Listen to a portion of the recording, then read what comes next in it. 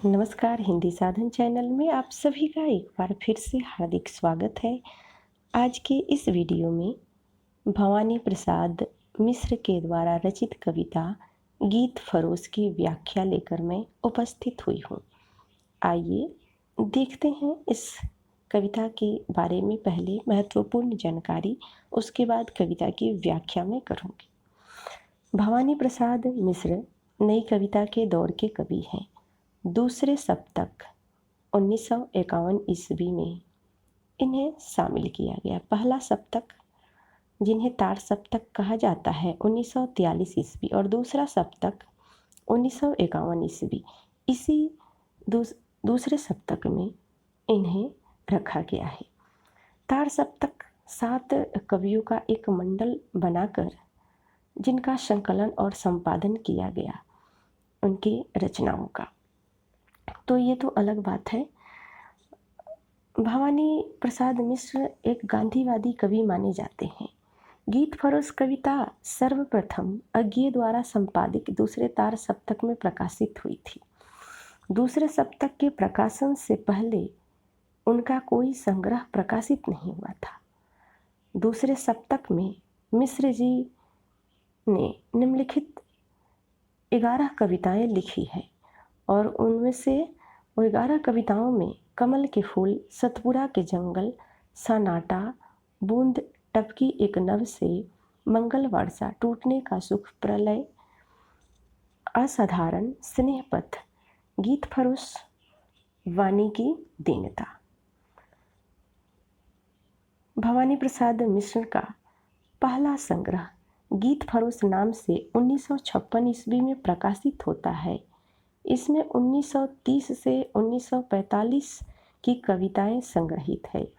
गीत फरोश इस संग्रह की प्रतिनिधि कविता है, जिसके नाम से इस काव्य संग्रह का नाम रखा गया। इस संकलन की यह सर्वश्रेष्ठ एवं बहुचर्चित कविता भी है।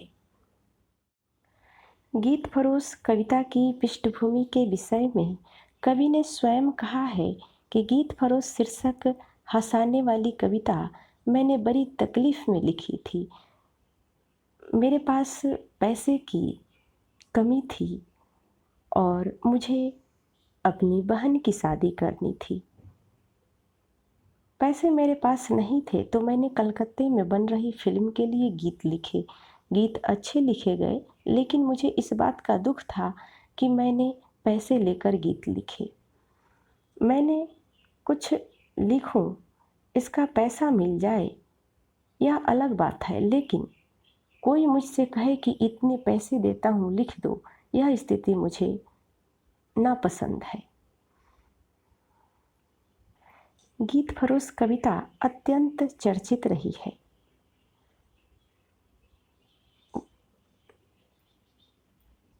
लेखक कहता है कि आज इस स्थिति में पहुंच गया हूं कि उसे पहले परिश्रम श्रद्धेय गीतों को बेचना पड़ रहा है। एक लेखक उन परिस्थितियों में है कि उसे अपनी जीविका के लिए अपनी कलम को बेचना पड़ता है। वह पूंजीवाद का वह दौर है जो सभी को उपभोक्तावादी बना दिया है, जहाँ हर चीज़ बिकाऊ है। कविता इस आत्म स्वीकारोक्ति से प्रारंभ होती है कि मैं अपने गीतों को बेच रहा हूँ जो वैविध्यपूर्ण है। कवि कहता है कि पहले गीत देख लीजिए, उसके बाद मैं आपको दाम भी बता दूंगा। कवि कहता है कि मेरे पास हर तरह की गीत है, कोई भी गीत ले वह निरर्थक न होगा,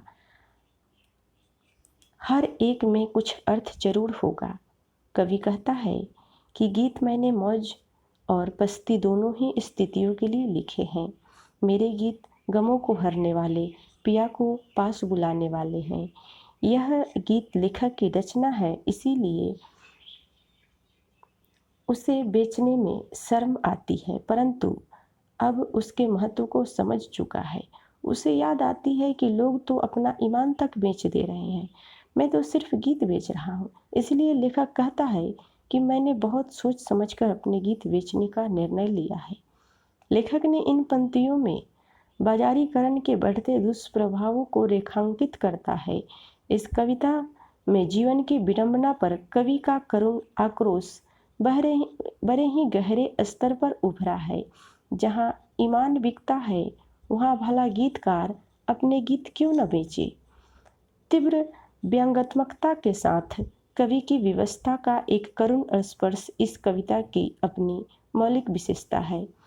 जिस तरह से कोई विक्रेता अपने सामान को विशेषता बता बता के अपना सामान बेचता है, उसी तरह लेखक अपने गीत की विशेषता बता रहा है कि सुबह का गीत है, शाम का गीत है, सुख का गीत है, दुख का गीत है। यह गीत भूख बढ़ाता भी है और भूख खत्म भी करता है। ये दवा का भी काम करता है, ये दुआ का भी काम करता है। मेरे पास गीत की भरमार है, पसंद न आया तो पैसे नहीं लूँगा। इस प्रकार से लेखक फेरी लगाकर अपने गीतों को बेचता है।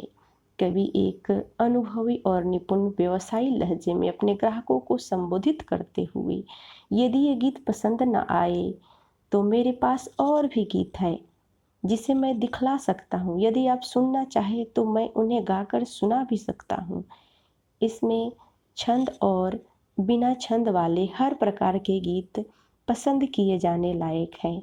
इसमें ऐसे गीत भी हैं जो अमर या कभी न मिटने वाले हैं और ऐसे गीत भी हैं जिसका प्रभाव तुरंत समाप्त हो जाता है। यदि ये गीत पसंद न आए तो इसमें बुरा मानने जैसी कोई बात नहीं है। मेरे पास तो कलम और दावत भी है। यदि ये गीत अच्छे नहीं लगे तो अभी नए गीत लिख देता हूँ और यदि नए गीत नहीं चाहिए तो मैं पुराने गीत को भी लिख सकता हूँ। मैं तो नए और पुराने सभी तरह के गीत लिखता और बेचता हूँ। इन पंक्तियों में कवि जीवन की विषम परिस्थितियों का मार्मिक चित्रण उकेरता है, जिसमें उसे किसी भी तरह से अपना सौदा बेचना ही है।